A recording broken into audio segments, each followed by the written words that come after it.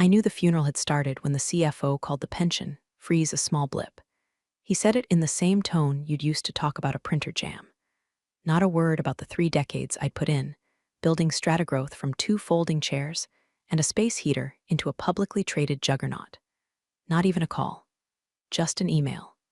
One of those cold HR messages that looks like it got spat out by a chatbot choking on buzzwords. To evolving fiscal priorities, your pension benefits are temporarily suspended pending cost optimization review. No greeting, no signature, not even a damned comma splice to give it some personality. I sat there in my kitchen, robe still damp from the dryer, toast untouched, rereading the email like it might change. Like if I stared hard enough, the words would reorder themselves into something human. But they didn't. They never do. And that was the moment, sitting in that dim Ohio kitchen with the refrigerator humming like a sad jazz bass, that I realized they'd already buried me. Said their little prayers, tossed in a budget-cut flour, and moved on to appease their private equity overlords. And if you're listening to this and thinking, damn, that's cold, then do me a small favor, hit that subscribe button. Yeah, I know, 97% of folks just lurk around here, eavesdropping on our chaos without commitment. Toss us a like or a sub. It keeps the team going when corporate decay like this makes us want to scream into our coffee mugs. All right, back to the slow-motion train wreck. See, this wasn't just any pension freeze. This was my pension. 30 years of Sundays, crises, emergency offsites, acquisitions, firings, recoveries. I was the one they called when vendors walked. When data centers burned, our first COO tried to expense a yacht, and we had to plug a $6 million hole overnight. I never asked for the spotlight. I liked being the scaffolding, unseen but essential. And now I was just omitted like a typo. Like the past was an inconvenience to their spreadsheet, but they'd forgotten something. After that email, I stood up, opened the cabinet above the fridge, the one no one ever looks in because it's where old warranties and dead pens go to die, pulled out a thick black binder. The front label had yellowed with time. E. Carter Founding Docs.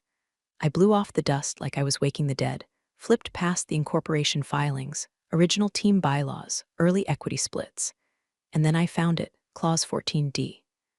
I'd written it into my founder's agreement back in 1994 after my first lawyer, God rest his sneaky soul, insisted on it. Any material adverse change to the employee's compensation package shall trigger an immediate severance payout of $25 million USD, payable within 72 business hours. At the time, it felt ridiculous. We weren't worth $25,000, let alone $25 million. But he said, Ellen, one day this company's gonna get big and stupid. And when it does, you'll want a kill switch. I thought he was being dramatic. Turns out, it was just early. I read that clause again, slower this time, like it was an incantation. My finger traced the line where I'd initialed in blue pen, just under the board chair's spidery signature. It wasn't ambiguous. It wasn't vague. It was a bomb with a 3-day fuse, and the bastards had just lit it. I didn't scream, didn't cry, didn't throw anything. I just closed the binder, made myself a second cup of tea, and opened Outlook. Email to Stratagrowth Legal was short.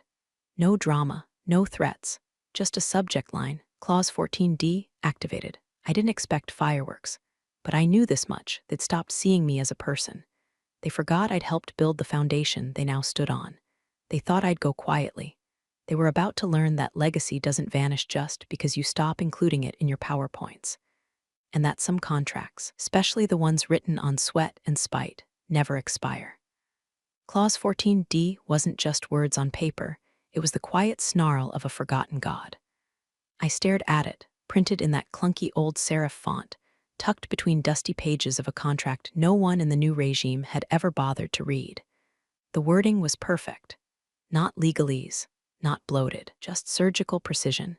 Any material adverse action to the undersigned's compensation shall immediately trigger a severance payout of $25 million USD, payable within 72 business hours. I chuckled, actually chuckled. The kind that sneaks out when the universe stumbles into poetic alignment.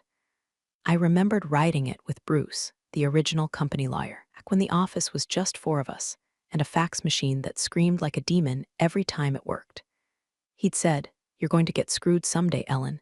Might as well make sure they pay you for it." We were laughing then, drunk on cheap scotch and the smell of new drywall. I never thought I'd actually use the thing.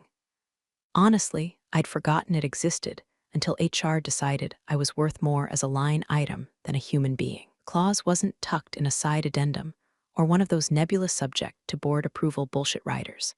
It was right there, page 19, and it was never struck out, never replaced, because nobody ever thought the quiet woman with the tea-stained blouses and the owl pin collection would pull the pin. But I did, with all the fire of a bored librarian filing overdue fines in the middle of a riot.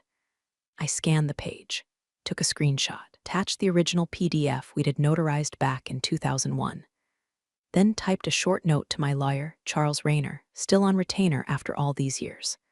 Subject line, Clause 14D, just checking, that was it. 5 minutes of my time. I closed the email and went about my day. Watered the peace lily, cleared my inbox. Helped rewrite a client brief some hotshot PM had butchered with a thesaurus addiction. Just another Tuesday, except this Tuesday had a nuke hiding behind my ceramic mug. Charles called me 3 hours later. "Ellen," he said, voice like gravel in a leather pouch, "that clause is still very, very active. There's no rescission notice, no amendment, and since you never converted your founder's agreement into the new executive comp package, they're screwed." I could hear him smiling through the phone, the kind of smile that comes with invoiceable hours and someone else's panic. I didn't smile back. "Not yet, good to know," I said. "Let's keep it quiet for now. I just wanted confirmation." He hesitated. "Do you want to send formal notice?" "Not yet," I said, sipping my now cold tea. "They need a chance to insult me first. Makes the paperwork taste better." He laughed. "You always were the calmest grenade in the room." Damn right I was. I hung up, opened a fresh file on my laptop, and started organizing the digital paper trail. Old board minutes, original offer letter, emails confirming my status over the years. Every little breadcrumb that would prove they'd never voided my rights. It wasn't a revenge plan. It wasn't some grand heist. It was just a woman checking the lock on a door she built 30 years ago and finding out the bolts still held. The thing about corporate amnesia is that it's contagious. New blood comes in, gets high on buzzwords and quarterly targets, and forgets how the floors got laid. They think loyalty expires with the version of Excel they use. They forget that some of us didn't just work here. We are here, woven into the goddamn drywall. So I sat back, document window open, clause highlighted. They'd made the first move. My job now, honor the contract. They wanted to cut costs. Let's see how sharp their scissors really were. Subject line, clause 14D. Activation message body, as discussed. To the recent freeze on my pension benefits, ref. HR 456B, I am invoking clause 14D of my founder's agreement. Please confirm payout timeline and point of contact for wire details.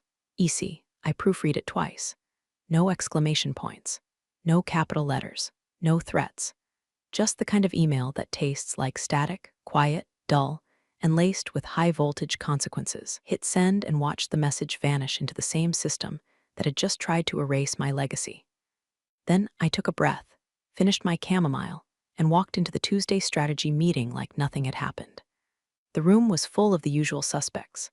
Tyler with his undercooked MBA smirk, Zoe pretending her rebrand presentation wasn't copy-pasted from a consulting deck, and Brent, our CFO, clacking his pen like he thought it made him sound authoritative. I sat in my usual seat, didn't speak, didn't even open my laptop, just observed. 20 minutes later, my phone buzzed.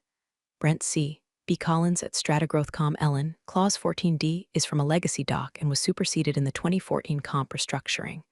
Legal agrees it's not enforceable. We're not processing that. Best, Brent, best. That little bastard ended a multi-million-dollar denial with best. I stared at the screen so long my tea went tepid. He just dismissed a 30-year contract like it was a calendar invite glitch. I didn't reply. Brent was the type who treated people like errant spreadsheets, easy to close, annoying to reopen. But here's the thing, I never signed the 2014 comp restructure. They'd sent it, I'd reviewed it, and I'd returned it with one note, original founder status unchanged, will retain standing agreement. They filed it, had the email confirmation.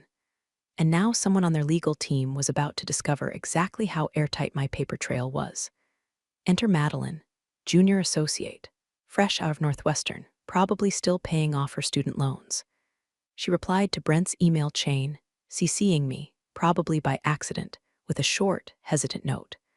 Madeline L. M. Lopez at Stratagrowth.com. Hi all. Just flagging that I located a notarized version of the original founder agreement from 2001.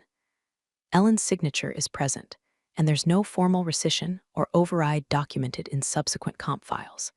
Still reviewing to confirm enforceability. Will update shortly. Still reviewing. That was the sound of a crack forming. By lunchtime, I'd gotten exactly one Slack ping from Zoe, asking if I could take a peek at the mission statement language again. Still feels kinda. Boomer, I gave her a thumbs up emoji. Meanwhile, I was quietly compiling a digital folder titled Enforce 14D. Inside, PDF scans, email threads, meeting notes, and yes, my rejection of the 2014 restructure with timestamps and delivery receipts. They wanted to pretend the clause didn't exist. Fine. I'd give them a map. By late afternoon, the mood had shifted, barely. Wouldn't notice if you weren't trained in watching faces for tremors. But Brent kept glancing at his phone like it was giving him indigestion. Zoe's second urgent meeting got mysteriously canceled. And Madeline? She didn't reply again, but someone in legal requested access to our oldest HR drive. That drive hadn't been touched in years. I know because I built it. I finished out the day as I always did, reviewed vendor contracts, approved 2 purchase orders, scheduled next week's QBR. Nobody noticed the extra glint in my eye, the subtle steel in my posture. Because when people think you're harmless, they don't see the spark under the surface. I didn't want war, didn't need revenge. I just wanted what I was owed. And if Brent and the board wanted to play dumb, then I'd let the facts scream for me. Politely, of course. Nothing, not even a read receipt. 3 days passed, and not one person from legal or C-suite acknowledged my message. Brent, radio silent. HR, pretending their little pension freeze was a hiccup, like I wouldn't notice my retirement vaporizing midweek. And legal? Oh, legal was doing what legal does, stalling, sweating behind NDAs, hoping if they closed their eyes long enough, I'd just retire or die quietly in the corner. They didn't understand what kind of silence they'd just purchased. It didn't escalate, didn't stomp around the office like some overcaffeinated department head demanding answers. I just documented every message, every ignored ping, every timestamp. The folder I'd started, Enforce 14D, was now color-coded, indexed, and mirrored to a private cloud server I'd had since the Yahoo era. Nothing dramatic, just a slow tightening of the noose, professional, quiet, surgical. Then the static started. 2 vendor reps canceled next quarter's partnership calls. One of them, a guy named Mitch I'd known since fax machines were still a thing, left me a voicemail. Said they'd heard rumblings of instability and were reassessing risk exposure. Mitch doesn't use words like exposure unless he smells smoke, and for Stratagrowth, that smoke was starting to seep under the doors. At 7:42 p.m. that night, I got CC'd on an email by accident again. Bless Madeline. Internal counsel at Stratagrowth.com from Madeline L. Subject, Clause 14D verification. Follow-up. Her signature is present not only on the founder's agreement, but also on the original bylaws. I've compared them against the digitized archive and the hard copy vault scans. No override has been executed, no board amendment rescinds the clause, and her rejection of the 2014 comp package is acknowledged and timestamped in legal's inbox. That clause is active. That clause is active. It hit like a siren behind closed doors. Not for me, I'd known it was active since the second I took that binder off the fridge. But now they knew, and the longer they said nothing, the more radioactive it became. I began assembling the final dossier. Not for court, not yet, just preparedness. Board minutes from the 2001 approval meeting, check. Original offer letter from July 1994, check. Email chain rejecting the 2014 package, check. Notarized hard copy of the clause, including signature match from the internal registry, check. Even a photo of the original framed newspaper clipping. Stratagrowth Secure Series A, founders Ellen Carter and David Lynn lead the charge. My name was printed in ink before most of the current leadership even had LinkedIn accounts. I saved it all to an encrypted drive, then printed a physical binder copy, just in case someone got stupid and tried to accidentally delete shared folders again. This wasn't paranoia, it was protocol.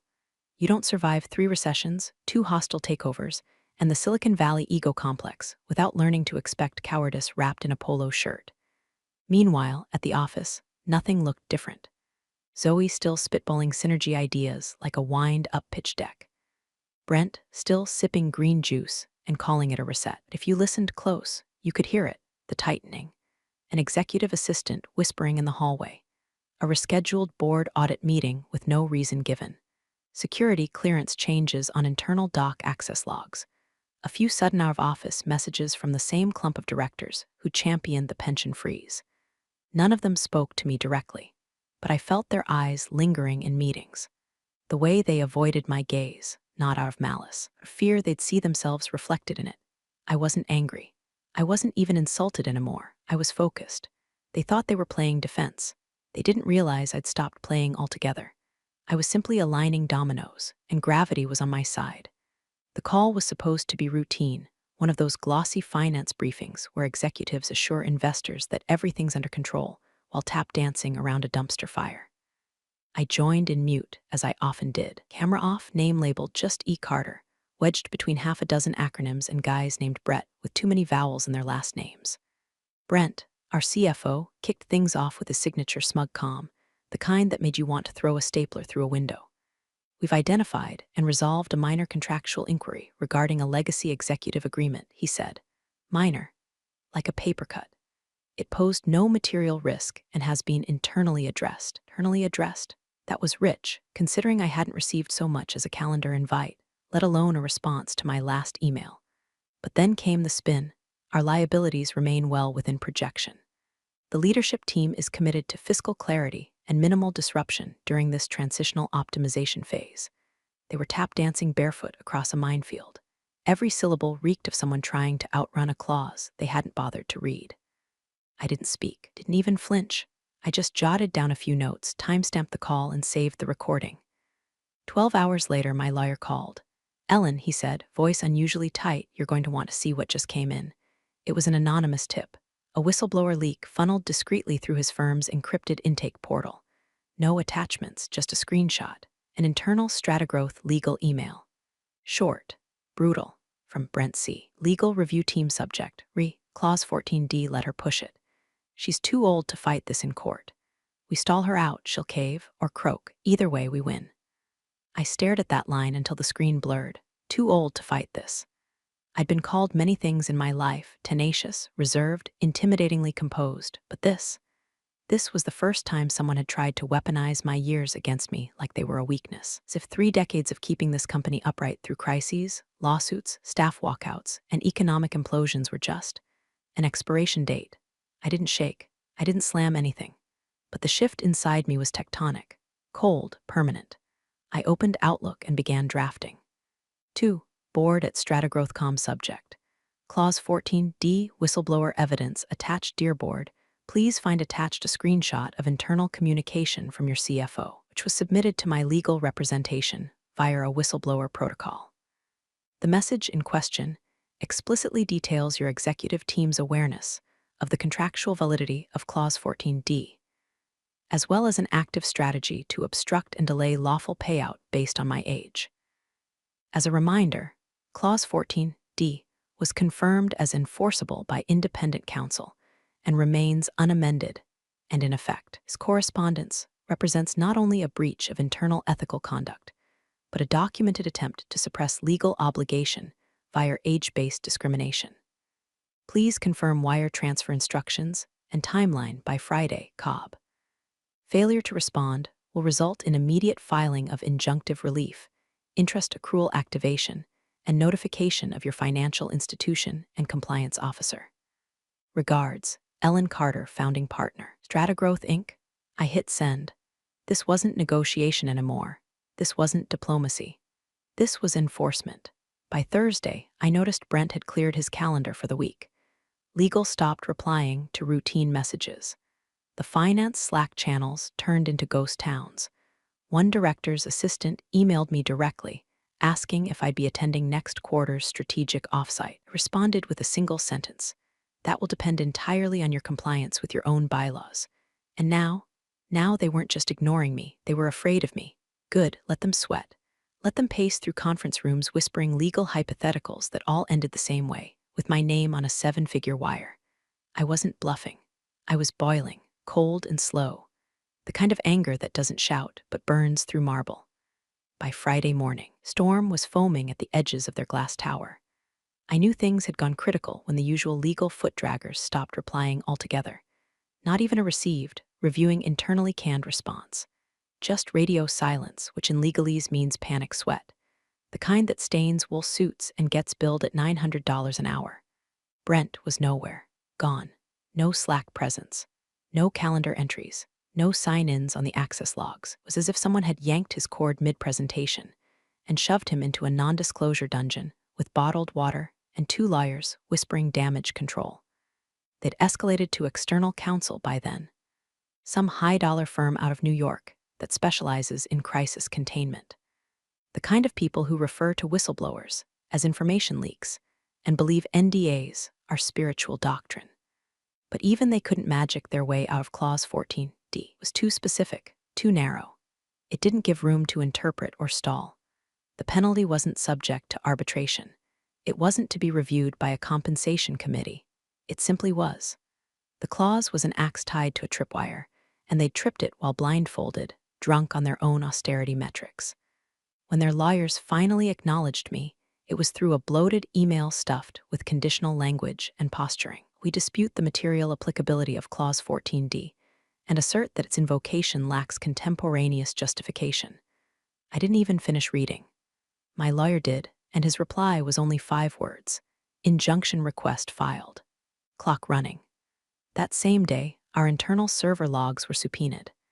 Every HR email, every legal draft, every Slack thread with the words freeze, retire, or too old was now flagged and replicating in a compliance vault faster than Brent could delete his browser history. I heard the word cost-cutting had become untouchable, like saying Voldemort at Hogwarts. Entire fiscal decks were being rewritten just to avoid triggering compliance protocols. Then came the investors. A legacy fund partner, Harold Stinson, white hair, ugly ties, and a handshake like warm concrete, cornered me in the elevator. "Ellen," he said, clearing his throat like someone about to start a war, "is it true what I'm hearing? About a clause, a penalty?" I didn't blink. Just tilted my head slightly and smiled the way you do when someone asks a question they already know the answer to. Harold stared for a long moment. Then he stepped off the elevator. Word spreads fast when old money gets nervous. Meanwhile, Brent tried one last desperate maneuver, filed a motion internally to have the clause reviewed under good faith negotiation rules. Basically, a bureaucratic Hail Mary. If they could prove I was acting in bad faith, they might delay the penalty until arbitration. My lawyer filed the injunction the same hour. The court's response came in swift and clean. Denied. Clause active. Payment required. Interest now accruing. The dominoes were falling so fast you could hear the wind between them. I didn't celebrate, clink glasses, or call anyone. Instead, I opened the company dashboard, the one I still had quiet admin access to, thanks to a permission tree no one had ever thought to update, and watched a meeting titled Emergency Compliance Review. Investor briefing appear in Brent's calendar. 30 minutes blocked off. No guests invited. Only one attachment, contingency wire scenarios. That was when I knew. They weren't looking for a way out anymore. Were looking for a way to survive what was already coming. And me, I was still, entirely still. Like a lighthouse in a hurricane, no longer warning ships away, just watching them crash one by one. For 30 years, I'd been the quiet solution, the backstage hand pulling every crisis back from the edge. But now, I wasn't pulling. Let them fall. Friday came like a ticking bomb in a linen envelope. No fireworks, no grand apology, just the absence of a wire that should have landed by noon. 12:01 p.m., my phone didn't buzz. 12:17, my bank app showed no new deposits. By 12:30, it was over. The window had closed. 72 business hours from initial notification, as outlined in Clause 14D. They'd missed it. Whether out of arrogance, panic, or sheer stupidity, they'd let the clock run dry, and with it, activated the clause's next paragraph, one they definitely hadn't read. Interest accrual, 3.2% per business day. Automatic escalation to default status. Notice to third-party fiduciaries. Banking partners triggered. Insurance review clauses kicked in. And the best part, my attorney didn't even have to lift a finger. It all happened the moment his notice hit send. At 1:04 p.m., forwarded me the email. Subject: Legal Default Clause 14D Penalty Enforcement to Stratagrowth Legal CC. Compliance Officers, Treasury Liaison, External Counsel as of COB today, Stratagrowth Inc. is in legal default of Clause 14D of Miss Ellen Carter's founder agreement. The payment window has expired without wire receipt or approved extension. As such, all contractual penalties are now in effect, including compound interest clauses, fiduciary escalation, and immediate creditor notification. Please refer to the attached enforcement summary for next steps. Simple, clinical, devastating. Within an hour, I heard the first scream. Not literal, but the kind that travels across buildings through missed meetings, panicked messages, and frantic badge swipes. CFO Brent Collins resigned by 3:15 p.m. The company email was a short internal announcement, 2 paragraphs, 1 lie. After careful consideration and with deep gratitude, we announced the departure of Brent Collins, who is stepping away for personal reasons. Brent has been an instrumental part of our journey and leaves behind a legacy of growth and innovation. Legacy of growth. Cute. The only thing he left behind was a crater the size of our entire liquidity pool. Word spread like a gas leak. Slack channels went dark. Compliance started mass restricting document access. IT locked down all cloud drives between finance, legal, and operations, standard protocol when external litigation is imminent. From my end, it was quiet. I sat in my kitchen, watching steam curl from my tea like a ghost stretching its limbs. The birds were out, little gray wrens bouncing along the feeder I'd meant to refill. Neighbor was mowing his lawn with a lopsided push mower that squealed on every third rotation. It was a normal afternoon, perfectly mundane, except for the fact that a Fortune 500 was hemorrhaging itself to death in a boardroom 30 floors above an artisanal salad bar. I didn't feel vindicated. Not yet. But I felt still. The kind of stillness you get after a storm flattens the air. My lawyer texted once more that day, just one sentence. They've started calling the banks. I didn't reply. Instead, I stirred my tea again, slowly, deliberately, as if each circle in the mug was erasing a decade of erasure. Every time they talked over me in meetings. Every time they handed my insights to someone younger, flashier, more disruptive. Every time they asked if I'd considered retiring to spend more time with family, as if I hadn't spent 30 years babysitting their messes. They called it cost-cutting. I called it a reckoning with interest. The fire didn't start with a bang. It started with a number. On Monday morning, Stratagrowth's credit line, $80 million of sweet liquidity, was quietly frozen by the bank. No email, no negotiation. Just a triggered clause buried deep in their lending agreement. Any breach of material internal contract resulting in payout over $10 million shall result in immediate risk reassessment. Breach $25M. By noon, a ripple turned tidal. Payment processing slowed. Vendor invoices bounced. Payroll approvals delayed. Someone in finance tried to initiate a standard ACH transfer and got hit with a transaction unavailable flag. Word spread like wildfire in a locked office. By 2 p.m., an emergency board meeting was in motion. I knew because 3 members were scheduled investor calls back-to-back, citing urgent realignment. Translation, they were scrambling to explain why a legacy agreement, signed in the Bush SR. era, had just sucker-punched their quarterly forecast off a cliff. By Tuesday, the vultures arrived. Business Insider ran a headline, Founding Clause costs Stratagrowth $25M, pension freeze sparks legal meltdown. Then Bloomberg picked it up, hidden clause, visible consequences, Stratagrowth's CFO fallout, and the $25M blunder. And my favorite, Fortune, she didn't yell, she just collected. They all requested interviews. 6 journalists, 3 podcast producers, 1 guy from a finance YouTube channel who offered to do a dramatic reading of the clause. I declined, every single one. My only public statement, issued through my lawyer and posted in 12-point Times New Roman on a white background. I did not sue. I did not threaten. I enforced what they agreed to. Ellen Carter nothing more, because the truth didn't need decoration. By Wednesday, Stratagrowth stock slid like oil on tile, down 18% in 5 trading days. The board tried to halt the bleeding with a press release about operational recalibration and temporary resource consolidation. Translation, layoffs. 57 employees got calls that week.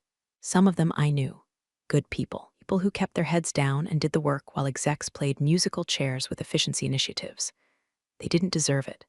But that's the nature of corporate combustion. It burns everyone, even the ones holding water. They didn't mention my name in the layoff memos, but every hallway whisper traced back to me. Ellen's clause, Ellen's penalty, Ellen's bomb. I wasn't gloating. There was no thrill in it, no fist-pumping triumph. Just a deep, full-bellied stillness, like the air after a backdraft sucks the oxygen out of a room and leaves behind silence and ash. I spent that week doing normal things: grocery shopping, watering the ferns, fixing a leaky faucet the super had been ignoring. The world outside still turned. Kids laughed, dogs barked, life carried on. Meanwhile, inside Stratagrowth, the architecture trembled under the weight of its own arrogance. At night, I sat by the window with my notebook. No TV, just a pen and the soft rhythm of a rocking chair. On one page, I wrote, they wanted me quiet. I gave them contractual compliance. They wanted legacy without liability, history without memory, a spine without a voice. Well, they got a lesson in remembering, and the ledger wasn't done balancing just yet. Monday, 9:06 a.m. The deposit hit like the quietest earthquake in banking history. One line, buried in a sea of routine statements. Incoming wire $25 million and 0 cents REF. Stratagrowth settlement clause 14D, no calls. No follow-up, just digits. Unmistakable, undeniable, and absolutely earned. My attorney confirmed the wire by 9:11. His message was short, almost amused. It cleared. And then some. A few minutes later, the new CFO, some internal puppet named Jeremy who'd been sitting 2 levels below Brent just a month prior, sent me a grovel-thin email. Subject: wire confirmation and apology on behalf of Stratagrowth, dear Miss Carter. Please accept this confirmation of the full severance payout in accordance with Clause 14D of your founder's agreement, along with the accrued interest and legal fees as stipulated. On behalf of Stratagrowth, I sincerely regret the oversight and the circumstances that led us here. Your contribution to this company's legacy is immeasurable. Warm regards, Jeremy L. Hartman, Chief Financial Officer, acting warm regards. They always reach for warmth when the check clears. I didn't reply. What was there to say? My signature was already stamped in the infrastructure of that company, in the original source code, in the crisis protocols, the policy manuals they'd renamed but never rewritten. I was Stratagrowth. They just forgot until it cost them everything. I left the house that afternoon with no fanfare, just a small duffel bag, my notebook, and a thermos of black tea. Drove 6 hours upstate to a lakeside cabin I'd bought years ago and never told a soul about. No signal, no inbox, no headlines. I lit the fireplace. Sat on the deck. The wind slapped the corners of my face raw, while the lake glittered like cold glass. In my lap, a leather notebook I'd been writing in since the first HR meeting where I realized I was becoming invisible. Stamped on the cover, in worn gold letters, lessons they forgot. I flipped past pages filled with little observations, warnings, old quotes, boardroom missteps, names underlined in red, a list of every VP who mistook my silence for surrender. On the last page, I wrote just one thing: they built the company on my back. I left with what I was owed, no more, no less. I closed the notebook. The storm was over. And they would remember me, not because I burned it all down, but because I never had to raise my voice to make the walls collapse. Appreciate you sticking around, you wise old rebels. Smash that subscribe button, or this fossil might just cause another epic fiasco.